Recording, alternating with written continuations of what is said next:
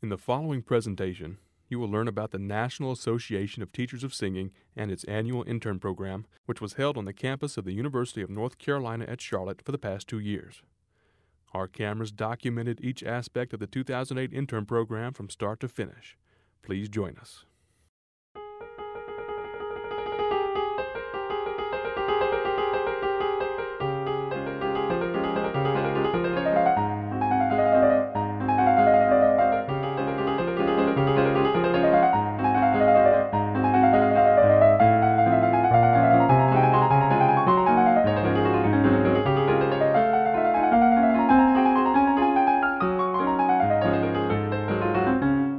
The National Association of Teachers of Singing Incorporated, or NATS, was founded in 1944 and is now the largest association of teachers of singing in the world.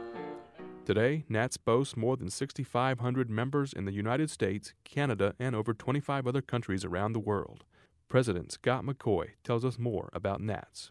It's a broad-based association that is there in service to students of singing and their teachers. And as an association, we have outreach programs that serve both populations. We host auditions around the country at the local level through the national level that are geared toward the students who are working with our teachers, as well as professional development courses and activities for the teachers to enhance their professional standing and their ability to teach singing. The NATS mission? To encourage the highest standards of the vocal art and of ethical principles in the teaching of singing, and to promote vocal education and research at all levels, both for the enrichment of the general public and for the professional advancement of the talented. Driven by its mission statement, NATS offers a variety of lifelong learning experiences to its members, one of which is the annual NATS Intern Program. The NATS Intern Program is an exciting and innovative venture that seeks to pair experienced and recognized master teachers of voice with talented young members of NATS. Within a format designed to promote the dynamic exchange of ideas and techniques, the goal is to improve substantially the studio teaching skills of these promising young teachers. Past president of NATS, Jane Dillard, tells us more about the NATS Intern Program. This is the 18th year of the NATS Intern Program. And it was designed to help young teachers with 5 years or less of teaching experience to work with master teachers, those people that we have, through their teaching career and so forth, have proven themselves to be master teachers. And we find that this is really an invaluable experience for our young teacher. They teach students, they are allotted 2 students, and then the master teacher works with them, makes suggestions, and it's sort of a tutorship, which is wonderful. We also have different aspects of the program in that we have presenters who come in and talk about different aspects of singing. And also we have the music session, those which we receive, the interns receive music from publishers and so forth, which are invaluable in building their library and so forth. So it's a very unusual program, a very valuable program, and one that I think will be in for years to come. For the past 2 years, the NATS Intern Program has been held on the campus of the University of North Carolina at Charlotte. Jane Dillard, who is also a music faculty member at UNC Charlotte, talks about hosting the last 2 intern programs. I certainly think it has brought national attention to this campus in that it is a national program. And we have been very fortunate in being able to host it. Usually it doesn't happen that the same institution hosts it for 2 years in a row. It just so happened that we were supposed to be in New Mexico, and that did not come to fruition, so we fell back on our situation here. And with Charlotte being a good locale, it's an easy place to fly in and out of. We have the facilities and so forth, so it's been a wonderful place to host it. The 2008 intern program took place June 10th through the 20th, with all activities taking place in Robinson Hall. The program involved 24 UNC Charlotte voice students, 12 intern teachers who were chosen by nationally competitive application and auditions, and 4 nationally recognized master teachers.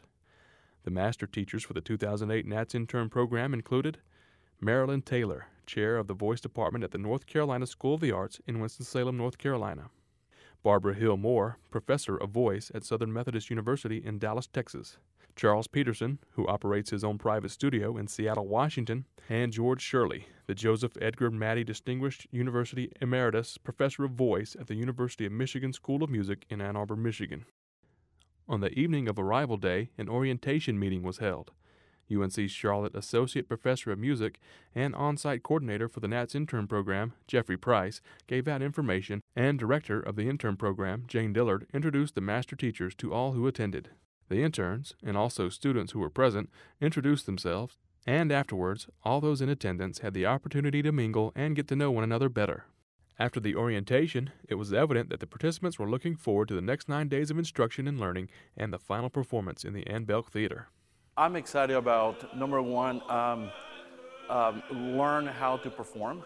And I think we will have, at the end of this seminar, we will have an opportunity to present ourselves as soloists, but also learning with others and learn from the teachers being taught by others as well and learning new techniques.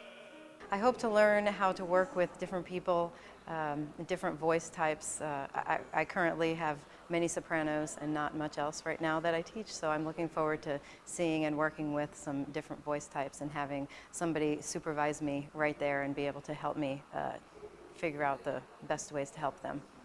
I'm looking forward to watching teachers teach. This is something at our art school that, for example, we don't get to do. We turn out artists. We don't have grad assistants in the voice program that teach, and I'm looking forward to learning from them, because even though I'm a master teacher, my students continually teach me how to teach and show me other ways of singing. Each intern teacher taking part in the Nats Intern Program taught 4 lessons to 2 students under the supervision of one of the master teachers. Some of the students shared the ways they benefited from lessons with the intern teachers. The main way I would say I benefited is as a person who's been singing for over 50 years without having had lessons. The Nats experience both last year and this year is incredibly helpful to me, both as a choral singer and when I do occasional solos. It's nice to have different imagery and different physical techniques that you can apply that reinforce what you've been learning and make a lot of it a lot clearer to you. Generally speaking, you're working on a voice lesson with your vocal coach, your vocal professor, or an opera coach or something like that. It's normally one-on-one. With these lessons, you always have the sense that there's so many more people who can, either with their eye contact or with the and the nods and these sorts of things. It's a master class, but with teachers observing. So there's so much input coming from all those different people, the master teacher, your teacher themselves, Alex in this case, that contribute to your growth in your vocal technique. So that's probably the most beneficial part of these experiences, and the most pleasurable, is that you get so many different opinions. Some of the students talked about some specific things they learned during their lessons with the intern teachers. So far, I've learned more about breath support, about having the chest cavity open and not collapsing it while I'm singing. Also not having my knees locked while I'm singing, just so there's no tension while I'm producing sound. Definitely my posture and my breathing. Before this, I thought I breathed too lowly, but it's actually learning that I'm not utilizing all the space that I have, so that's something really important and that I'll benefit from. Christina, who called me the guinea pig, has been working on my breathing, which is something you think you do automatically because you've been doing it for all these years and you've been singing and you think, okay, I know what I'm doing.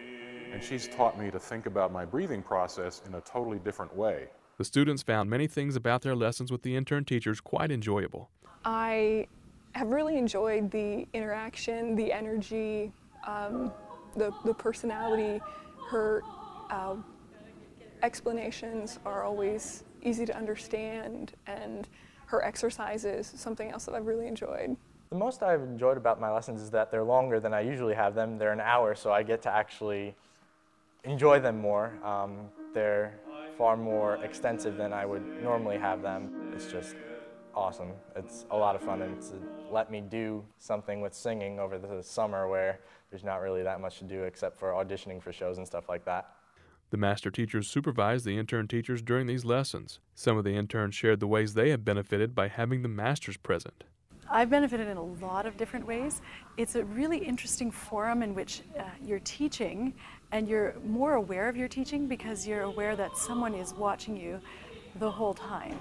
And so it forced me to think about my teaching in a completely different way and make sure everything I was doing had a purpose and that that purpose tied into the lesson. So I thought about my lessons in between the lessons. Like I planned them. And that's something that I don't really take the time to do at home, but I will now. I've received a lot of new ideas on ways to work with different people. If one breath exercise isn't working, Charles Peterson has given me several new ideas that are very specific, and where I like to have a colorful way of expressing my ideas, sometimes being very factual is significant, and so I'm learning to sort of alter my vocabulary to meet that particular student's need. Some of the interns talked about some of the things they learned while under master supervision. In particular, certain exercises regarding posture and breathing, which I have used on my students, Jenny and Nancy. Different ways in achieving that perfect posture. There's a certain butterfly sort of exercise that we do. There's a sensing a soft spot underneath the sternum that helps us know if the diaphragm is working correctly and such.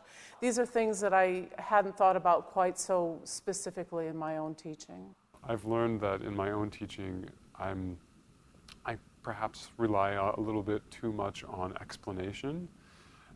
Because I want students to understand why raising their left elbow 4 inches is going to make their voice sound better, but ultimately the way that you learn is by doing. So that was something that Professor Hillmore commented on immediately, and I think I've been getting a little bit better every day, just focusing on making the student do in order to learn. It's not about theorizing, it's about hands-on work.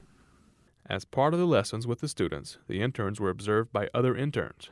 Great benefits were realized through this aspect as well. Sometimes we can see things that they either can't see because they're forming how they're going to talk about the one thing they heard before and we see the other thing, or something really specific like his foot is turned in and you can't see it because the piano is in between you or something like that. So that's one thing.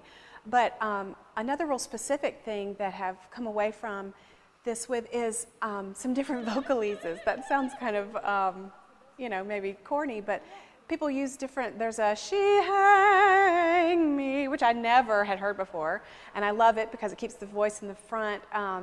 So just real specific things like that. I've been totally stealing everybody's vocalises, which has been great. That there are so many different styles of teaching, and there are many ways to get a student to do one thing. So if one way doesn't work, I now have so many other different ways to go about getting what I want from them. And my notebook is chock full of examples, and it's just, my hand is probably more tired than my feet are these days because I'm just writing and trying to absorb all the different styles. Another aspect of the NATS intern program is the lectures, presentations, and demonstrations by the master teachers and other special guests. All participants in the intern program were invited to sit in on these informational sessions. Master teacher Charles Peterson talked about his afternoon presentation. My session today for the intern program of NATS was to introduce some of the basic concepts of musical theater singing and pedagogically compare those to our classical trained singers. So we did a session talking about how we approach musical theater singing from a breathing point of view, from a larynx point of view, and from a resonating point of view. And then compared that to what we feel, because NATS primarily has been a classical trained teachers of singing institution. We are now opening up our field to other genres of music, and musical theater, being in great demand in this country, is one of the areas we must learn pedagogically how to train singers. So our session was based on that. Intern teacher Liz Johnson shared what she learned from Peterson's presentation. It was very reassuring as a teacher in a liberal arts college where there is not a musical theater program. I have to teach kids who want to sing musical theater, but I don't really have the background or the training to do that confidently. So it was nice to hear from a respected source that the musical theater style can be done in a healthy way, and to get some tips on how to teach that and still get the appropriate sound so that our musical theater kids don't come out sounding like opera kids trying to sing in a different style. Interns Ellie Escher and Stephanie Thorpe gained confidence and reassurance from Peterson's presentation. I feel like I already did work with those kind of sounds in my studio, but now I feel more confident to apply those techniques that he gave and to listen more for the sound that he thinks is more appropriate and that is really the style these days, and to do it in a helpful way, which is very important.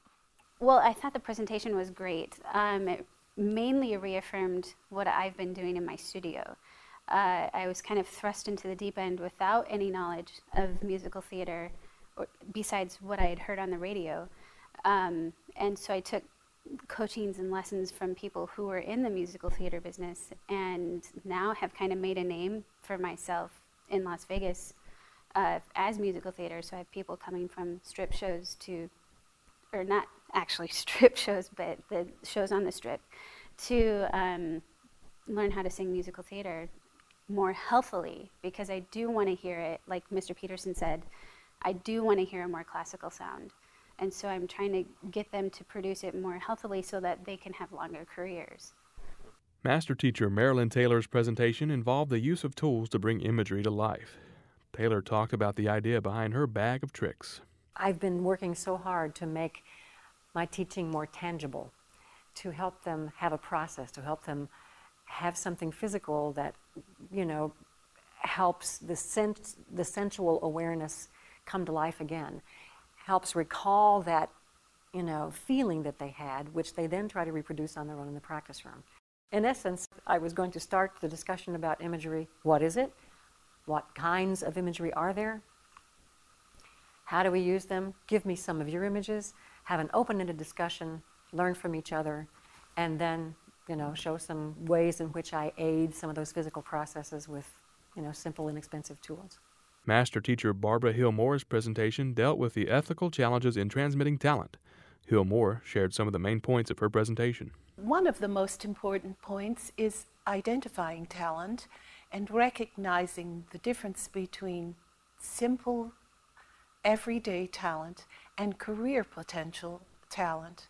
And then I spoke a good deal about the development of rapport and trust between the teacher and the singer, and how this is transmitted, how we develop trust, and the process involved in developing trust, and then the development of good practice and study habits, and how this affects a person's potential for career.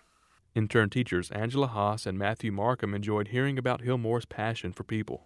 For me, the nicest thing to hear today was that we learned so much about pedagogy and the science and technique of it all, which we must know, but that's not what it's all about, and that we look at these students as human beings, as real people who have something to offer, and we can also try and help them discover that as well. The fact that she said she knows how to teach confidence was a huge and unique statement that I heard, and one that I need to think about some more. I think she's inspiring to all types of people. She sees an inner depth in people that others might overlook, and I think that was a huge lesson. In addition to lectures and demonstrations on methods of teaching singing, clinical voice and swallowing specialist Lori Ellen Sutton of Charlotte Eye, Ear, Nose, and Throat gave a presentation on vocal health. Sutton shared the focus of her afternoon session. My presentation was entitled Voice Care 101 for the singer.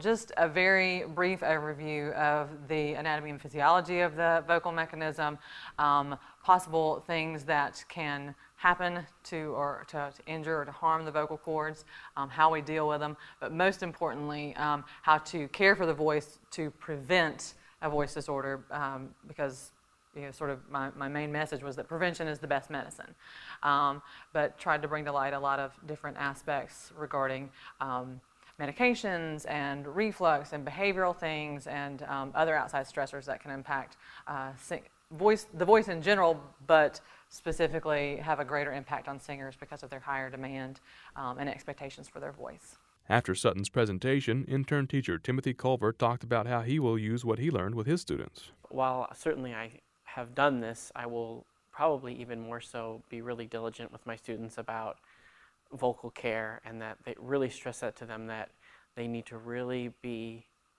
careful how they use their instruments, and when they are using them in a day-to-day basis, that they need to focus on how they use it and monitor the amount of time and the care that they use with their instruments. Intern teacher Jennifer Trost gained confidence in communicating with colleagues in the event a student is ill.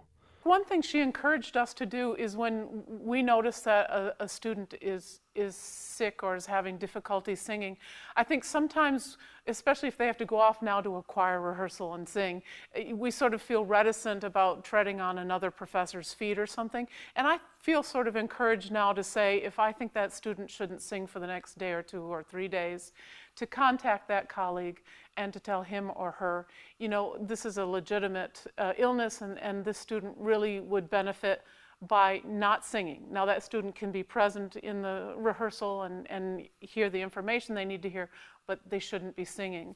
And I just feel encouraged to do that, I think, a little bit more. In addition to teaching 2 students during the program, the intern teachers had the opportunity to perform in a master class under the supervision of a master teacher. Master teacher George Shirley talked about how he approaches a master class and the things he tries to accomplish. With the limited time that you have to work with someone, you choose what you think in this particular individual's case would be most beneficial for that short time that you have with them.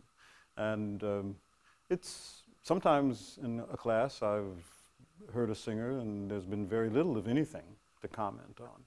But in a class, you want people to trot out things that they have difficulty with, because it's an opportunity for them to get some feedback.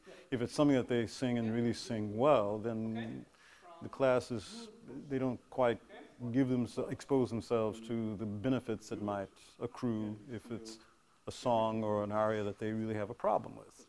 So the issues can be quite apparent, and you just make a choice for the time that you're working with them. Shirley's interns, Maureen Carlson, Stephanie Thorpe, and Matthew Oglesby shared what they will remember most from the master class. Everything. Everything. The little gems of advice that are absolutely, they're so useful to us. To let my personality come out through my voice and my face without sacrificing my singing posture to do so. Just the expertise, being there with Dr. Shirley, and just the fact of, what he's done and the things he knows, and the fact that he's willing to stop, take time out of his life and share this with us. Carlson, Thorpe, and Oglesby also explain what it means to learn from a master teacher. What a wonderful opportunity for all of us in this program, and I will go back and share things with my colleagues, but they will never have had the real experience that I had. And it's just been a wonderful, wonderful privilege to be invited into this internship. It means so much. It's, to work one-on-one with a teacher whose language you understand and who's had a career like Professor Shirley means the world to someone who's young and just starting out. He'll be in my thought process with every student that I have. I'll always think, okay, yeah, I remember that, and the mistakes that I might make, I'll always have his voice there going, now hold on, come back. And that's invaluable. There's nothing that can compare to that. The intern teachers in the Nats Intern Program not only learn more about singing and the teaching of singing, but they have an opportunity to add to or start their own music library. Vocal literature liaison Cynthia Vaughn explains how she helps with this process. I do this by inviting large and small publishers as well as individual authors to donate music and books to the interns. And I find that many graduate students, when they come out of school, they realize very quickly that a lot of the music that they've been using either belonged to their teacher or it belonged to the university library. And so they have to start from scratch building their own library. So this is a way, the publishers, it's grown every year. I've been doing this since 2005. But it's grown to the point now where the publishers are donating about $5,000 worth of music, and this is distributed among the intern teachers, so they really go home with a couple boxes of music. The National Association of Teachers of Singing takes copyright issues very seriously. Here at the NATS Intern Program, when we're presenting literature and talking about literature, we have original, purchased or donated copies of that music, not photocopies. So NATS is so serious about copyright that they actually this past year put together a committee, a national committee to explore the whole copyright issue. So I think that's great to be on track with that. All of the lessons, demonstrations, and presentations during the NATS Intern Program lead up to the public performance by the students in the Ann Belk Theater in Robinson Hall. In front of family, friends, and the master and intern teachers, the students were able to put the techniques learned into action. Please enjoy some snippets from the final performance.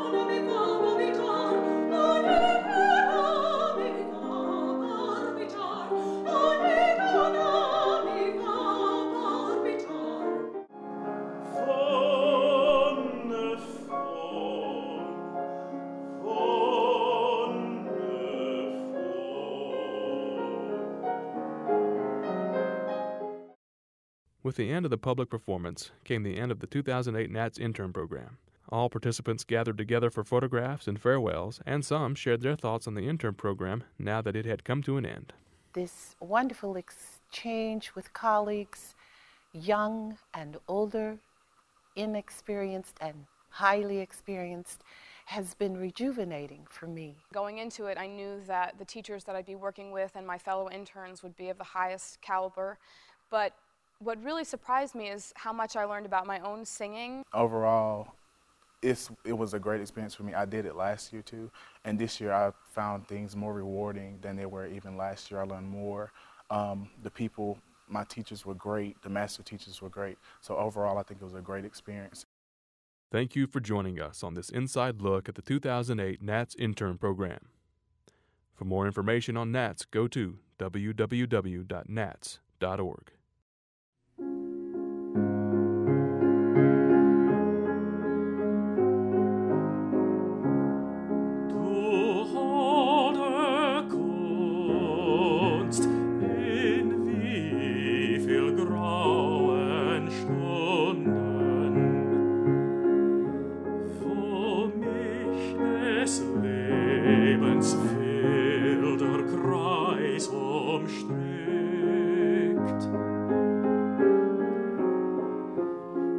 Hast du mein Herz zu warmen Lippen zunden, hast mich in